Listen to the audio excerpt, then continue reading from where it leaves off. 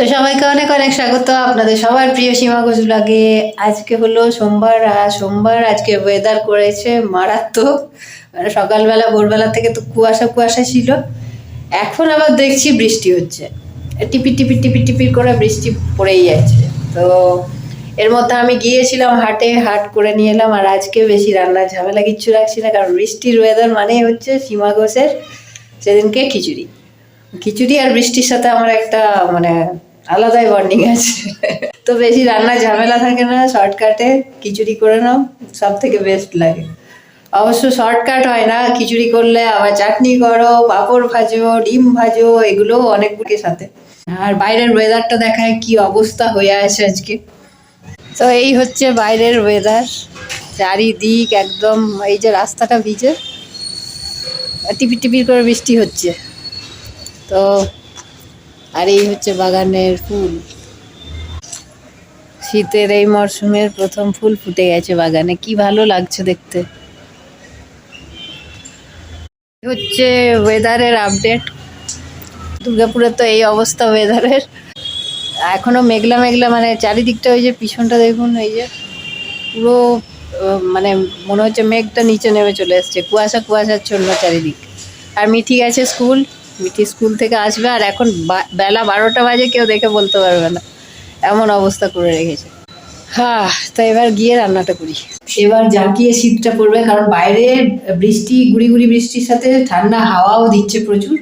এতদিন শীত পড়েনি, এবার শীত পড়বে, কারণ পৌষ মাস এবার মানে ডুববো ডুববো হয়ে আসছে। শীত না পড়লে তো পিঠে খেয়েও মজা নেই, তাই না? যাক, এবার আমি খিচুড়িটা বসিয়ে দিই।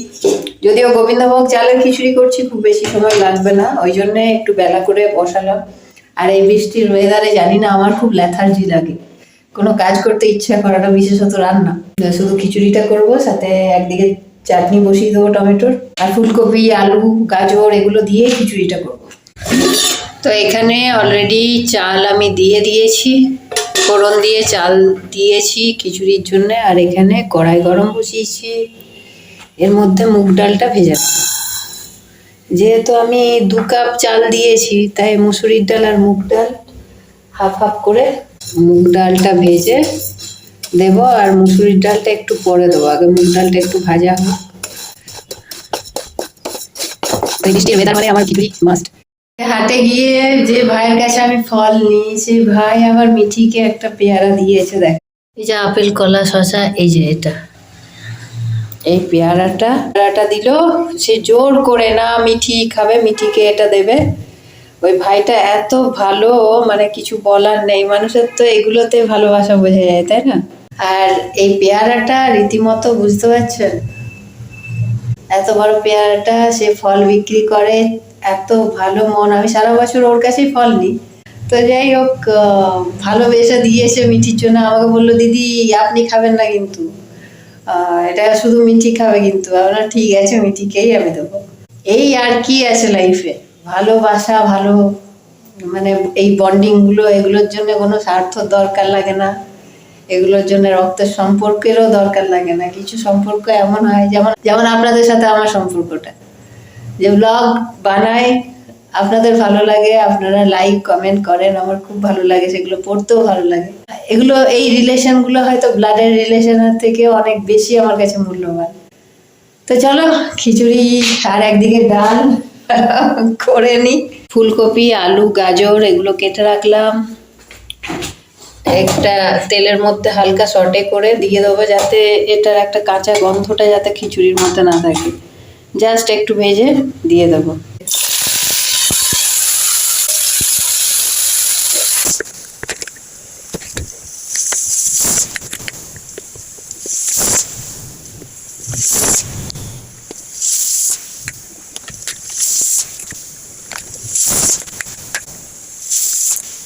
খিচুড়িটা এই যে হয়ে এসছে, আর একটু 5 মিনিট হলেই হয়ে যাবে।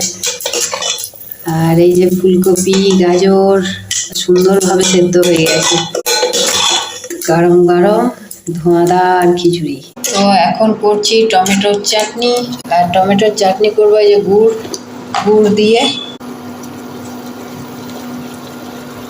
যে আমসত্ব, আমার বড় বৌমা দিয়েছিল, এখনো দুটো রয়েছে।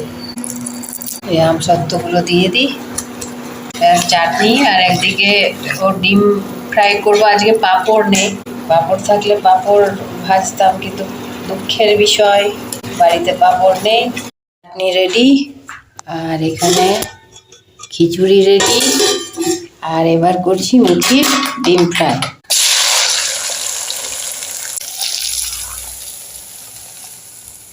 আমি এই কড়াইটায় ডিম মাছ কিছু ঠেকায়নি, ওই জন্য এই কড়াইটাতেই ভাজি। আজকে টিউশন ছিল, অনলাইনে ক্লাস হতো, মেয়ে ক্লাস করেনি, ঘুমিয়েছে। ঘুম থেকে উঠে বলে খিদেতে পেয়ারা কেটে দাও, দেখি এক পিস।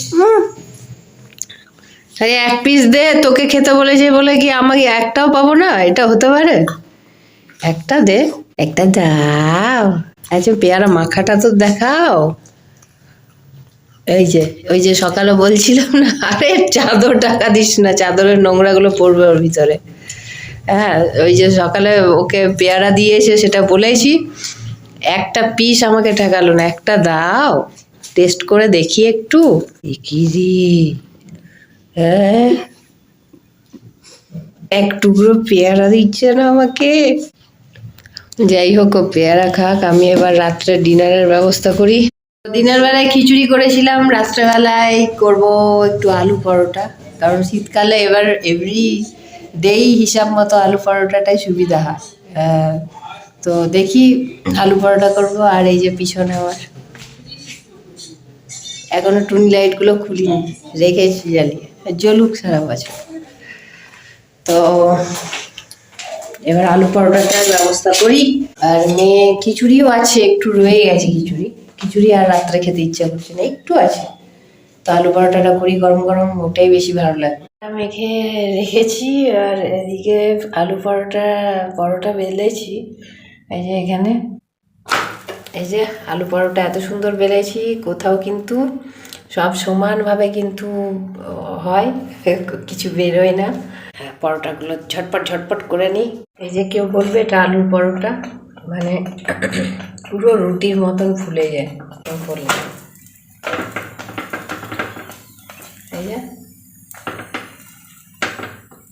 তারপরে তো আলু পরোটাটা বানাই, তারপর ডিনার করে রাত্রে ঘুম, আবার কি। ডিনার রেডি, আলু পরোটা, এই যে মিঠির আর আমার দুজনের সাজিয়ে নিলাম। তো এই হচ্ছে আমাদের রাত্রের ডিনার। তো এইগুলো আমাদের ডিনার। আজকের ব্লগ আর বেশি বড় করছি না, ভালো লাগলে অবশ্যই লাইক শেয়ার আর সাবস্ক্রাইব করবেন। আবার দেখবেন নেক্সট ব্লগে। ভালো থাকবেন, সুস্থ থাকবেন, টাটা।